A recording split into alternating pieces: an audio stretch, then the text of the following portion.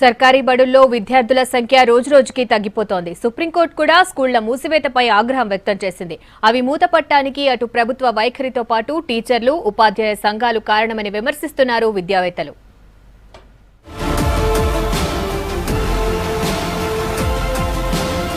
Corporate స్కూళ్లకు ధీటుగా సర్కారీ బడుల్ని తీర్చిదిద్దుతామని ప్రభుత్వం చెబుతోంది. అయితే రేషనలైజేషన్ పేరుతో బడుల్ని మూసేయడంపై విద్యావేత్తలు ఆందోళన వ్యక్తం చేస్తున్నారు. తాజాగా 358 స్కూళ్ల మూసివేతపై సుప్రీంకోర్టు ఆగ్రహం వ్యక్తం చేయడాన్ని విద్యావేత్తలు స్వాగతిస్తున్నారు.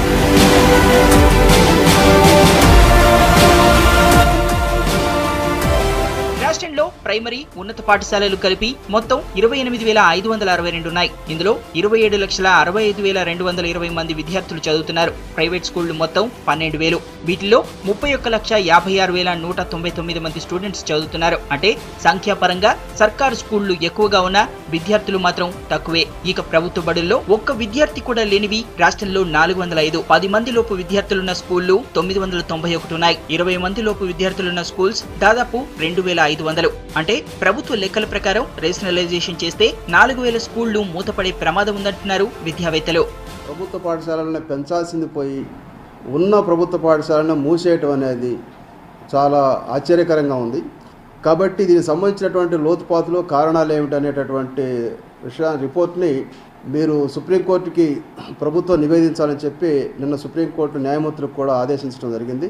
అంటే తెలంగాణ ప్రజల విద్యా సంస్కరణ ఉద్యమం తరఫున మేము కూడా సుప్రీంకోర్టు యొక్క రూలింగ్ని మేము సపోర్ట్ చేస్తున్నాం.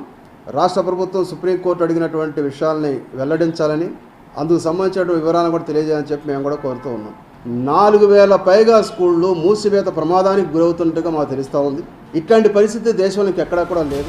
ఉమ్మడి రాష్ట్రంలో తెలంగాణ ప్రాంత విద్యా వ్యవస్థను పట్టించుకోకపోవడం కూడా సర్కారీ బడులపై ఆదరణ తగ్గడానికి మరో కారణం అంటున్నారు. వీటిని కాపాడుకోవాలంటే రేషనలైజేషన్ ఆలోచనను ప్రభుత్వం విరమించుకోవాలని విద్యావేత్తలు కోరుతున్నారు.